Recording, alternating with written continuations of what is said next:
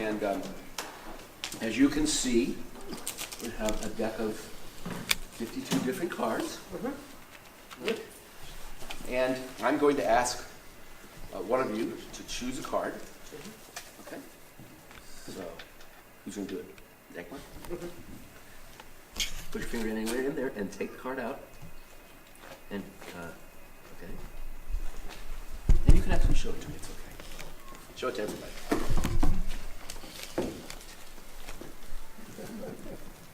Okay? Good. Yep. And we're going to wrap the card into this silk handkerchief. And put a couple of rubber bands around it, please. All right. Thank you.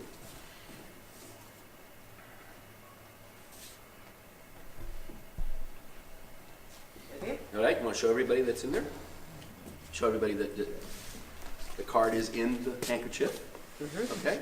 Hold by two. And I would like you to now drop it into this bag. Okay. Okay. Dropping. All right. And I'm going to ask you to hold the bag high in the air. High there. Okay. Well, you know, that's Can you that see? high. Yeah, Okay. Can you see? I have another bag. High. This one has a black lining instead of red. And I would like you to hold the bag high in the air. Okay. You ready? Yeah. Just hold it this way. That's fine. Yeah, that's fine. Good Okay, exercise for your stamina. And Scott, when we're successful with this effect, everybody's going to get some white rabbit candy. Oh, nice. Mark had this great idea, so it was terrific. So we're going to. Anybody familiar with the movie The Fly, or in Star Trek where they beam people up? Yeah. And so what we're going to do is Beam it. we're going to dematerialize the card here and make it in particles. Go over here into this bag. So dematerialize. Dematerialize. All right. I can feel it. I can feel it. Done it. I can feel it. Would you reach into the bag? It's there? It's gone, right? No, it's gone. Yeah. It's gone. In fact, we can prove that it's gone. It's definitely gone. Very well done. Yeah. But it should be in your bag. Would you please reach in and get it?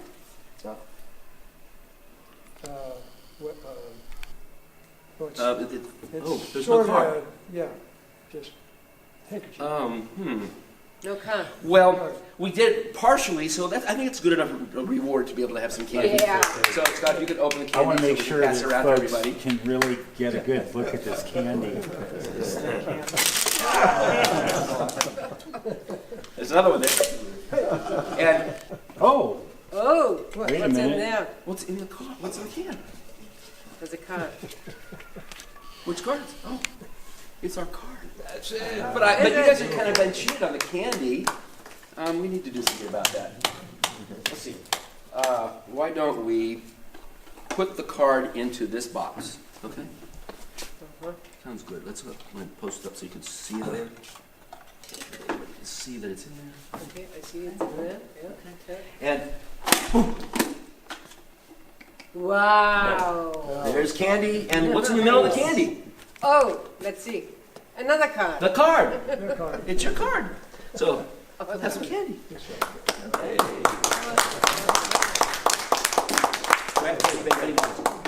So, how many of you have never seen or worked with Svengali dance before? No, not me. So the thing about Svengali decks for me, starting when I was very young, and the stripper deck, which is a different method of locating cards, but in a way it's got some similar things that have been done to it, is that these are fast and simple ways to locate a card. As we become more sophisticated about our magic, we want to learn to do sleights and do more interesting kinds of things. But for me, it serves a really interesting purpose in a routine like this, which is not finding your card, but where I require more than one copy of the card. And so so those of you who know the deck or don't know the deck, when we riffle it this way, it's all different cards, but any place you stop, the card underneath your finger is going to be the same card, because every other card in the deck is that card. Something that some people do with a routine, which as a kid we thought was really cool, but the more we think about it, we don't like it, is to say, think really, really hard about your card. Do you see your card anywhere in the deck? And as you riffle the other direction, all of the jacks show up. So, and when we were kids, we thought it was really, really cool, and it blew the minds of other kids, but you get more sophisticated and people start to figure it out. There must be something there going on with that. Now, how does this work is that every other card is slightly shorter. They used to call it the long and short deck, so that it allows you to do this and then have the card underneath it be the one that's chosen. So each of the routines we've seen tonight are really interesting because obviously I did this whole series of stuff that was just, gave me a routine. These change bags, incidentally, I bought them from a guy named James Craig in about, it would have been about 1962. Wow. They're still in very good shape. They made good bags in those days.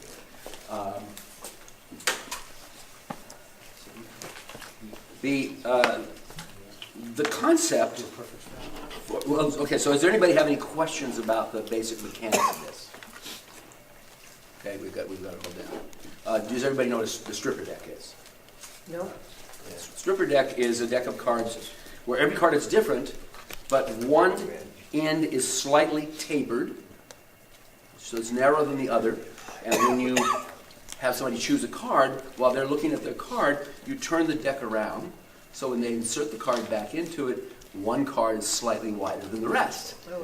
But you can shuffle the deck. You can actually shuffle the Svengali deck. You have to practice it and learn to do it.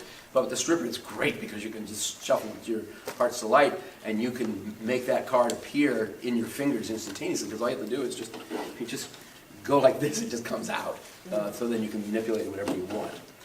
Now, what's really interesting to me is a little bit of the history of this card. It may be, in its previous form, one of the oldest magic props that was ever built. How about 1584? It's based on a principle called the Blow Book. It was written up in the discovery of witchcraft and clever and pleasant inventions in 1584. It was known as the Blow Book, and the Blow Book is basically a coloring book. Does everybody know this? Okay. So it works on a similar principle in that we've got these slightly shaved pages. Everybody knows this, right? Okay. No. So, but basically, this is the original inspiration for it. And the Svengali deck is attributed mainly to a guy named Burling Hull.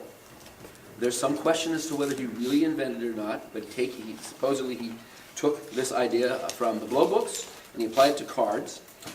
He was about 15 years old, and it was in 1909 when he wrote or advertised in this February 1909 issue of Sphinx magazine that he was selling cards mysterious. And 2 years later, he wrote a book called Sealed Mysteries that he claimed as his copyrighted invention. But there was a guy named W.D. Leroy, who was from Boston, and he claimed it's his invention. And whether Leroy was the inventor, or whether he was given it or outright appropriated from Hull, he was among the first to market the deck commercially, also in 1909, and he changed the name to Svengali deck, which was evidently at the suggestion of Herman Hansen, one of his employees who later became a vaudeville magician, but at a magic store, and ultimately became part of Thurston's stage manager. And he took the name Svengali from the 1894 novel Tribly, where Svengali is a fictional hypnotist in the novel. In that initial advertisement, and Hull's subsequent claims, a description of the idea appeared in Ellis Stanion's New Card Tricks 4 series in 1910 as the third arrangement of the fin de siecle magic pack of cards. That was the name Stanion gave to all decks using the long and short principle of the Blow Book. He described the mini Tekel deck, for example, as the first arrangement of the fin de siecle pack. Opinion as to true creator is divided amongst historians, but majority lean towards Hull. Would you agree with that from what you know, Byron? Yeah. Okay. So as you see, the deck can be riffled. You can learn how to shuffle it. It's basically an automatic trick, but it requires practice to make sure that you're doing it in a convincing way, that you're not tipping your hand. There are lots of different kinds. There's the two-way Svengali and the three-way Svengali that allow you to force more than one card by using different banks of duplicate cards. The many-tekel deck or self-shifting pack is a mechanical deck, also credited to Burley Hull, and it's one where a card is selected, and by the arrangement of the cards, it allows it to do different effects and for it to appear in different places in the deck. So this was heavily demonstrated and sold at fairs and more recently flea markets, particularly by Don Driver, David Walker, and Mark Lewis. And the sell sheet that Don Driver, the sell video that Don Driver made is in our library. It can be checked out. It's fascinating to watch. It's how he's a huckster, how he's sold people to be able to do that. There are a number of variations on the deck, the Svengali deck. There's Joe Struthard's Tribbley in 1949, the Bico Tribbley decks. Marshall Rodin sold millions of those decks. 18 million. 18 million? 18 Okay. million. Joe Berg's novel Gali deck, which is in addition to changing faces, added a color changing back. Al Stevenson's Blanca deck, using blank cards, which allowed you to write whatever you wanted on the cards, and every other card would be your force, and then you could do two forces by having a set of words or phrase, movie titles or book titles or places to travel on different sides. I saw there's a gospel deck where gospel magicians can actually force a particular story in the Bible, but use it to be able to do the lessons that they want to do. Similar to this, of course, is the Magic Stamp album. Anybody ever seen that? I had one of those once as a kid, but it's every other. The stamps that you force can be from a particular country. There's this sketchbook, which is a novelty thing where you have in a sealed envelope your prediction as to what crazy face is going to be made, and you show different kinds of faces, and I think I'm doing it the wrong direction, but anyway, you show different crazy faces, and then you have three different people in the audience say when to stop as you're riffling through here, and they all come out to be the same face. That's the one that's your prediction. So there's kind of fun stuff going on there. And I think that, Oh, and the Sven pad. Anybody know what the Sven pad? So some guys were taking notepads, various kinds of things that they buy at Office Max, and taking the Svengali concept and trimming every other page in a notepad. And then writing whatever the force thing, whatever the routine was, they read the force on every other page, and then a variety of different things on the other ones. And so some guys have now come out with a wide range of spiral notepads, this kind of notepads. You can go online and you can look at them doing a lot of different stuff. Just look up SvenPad. And it's an old principle, but now somebody's doing the work for you. So, any questions? Any questions about any other part of the routine? I think they're all pretty self-evident, but for most of them. Okay. Well, I thank you very much. Okay. We're going to take a short break with your chocolate company's logo on it. I assume you all have that. Okay, so the assistant will be, who's going to be the assistant? Nobody? Come on. All right. Okay. Good. So Robert?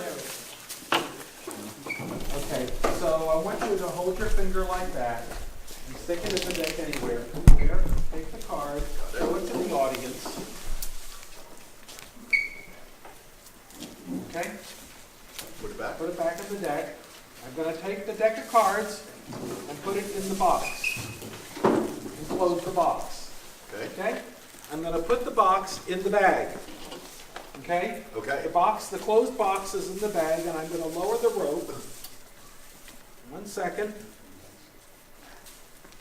1 second. 3 seconds. 1 minute. Just, I'll give you half a minute. Is that your card? Deck of cards, reach in the bag. What's in the, take out the deck of cards. Is the box still closed? The box is closed. And what else is in the bag? Nothing. Wow. Okay, so I brought my official Marshall Bodine card. Yeah. Oh, you don't, no, that's it. Even has where I could send away for 16 more amazing tricks before DVDs. Now, I even know fewer people here than the people who've already begged for someone to come up and help, so I don't know. Would you be willing to help me, Scott? Absolutely. All right, thank you. So, They had a race. this is more of an aptitude test for your skill as a magician.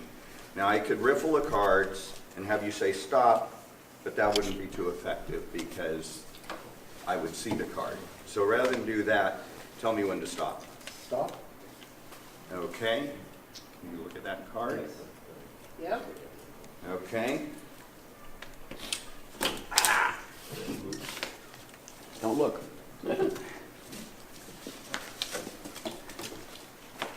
It will be a... Are they bad? Okay, hopefully your card is still in there.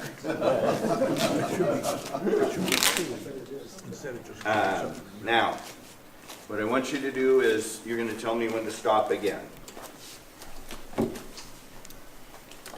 Stop. Okay, now you could have stopped me here.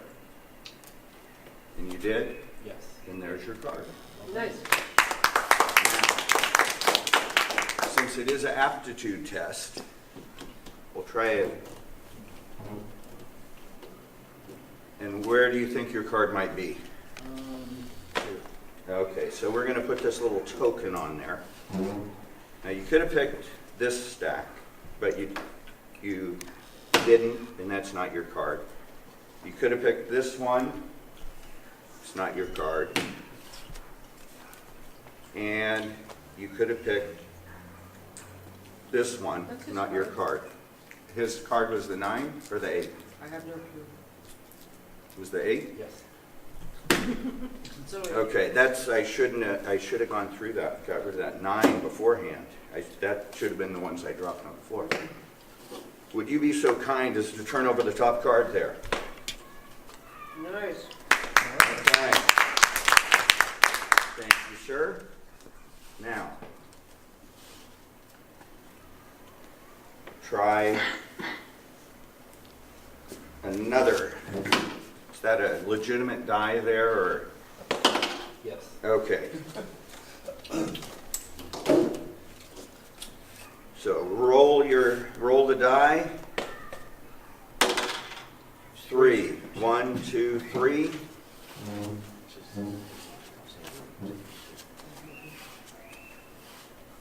And if our luck holds, Nice. now, so far, you have been able to see the cards the whole time. You've been able to control the die with your amazing mental powers. We're going to have one more test here. I've done this trick for quite a while. This started life as a machete. It's worn down quite a bit. So get a piece of newspaper here.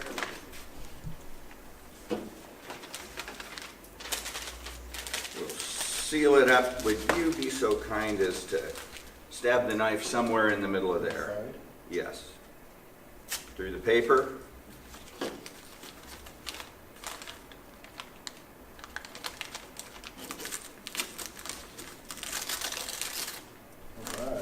And your card again.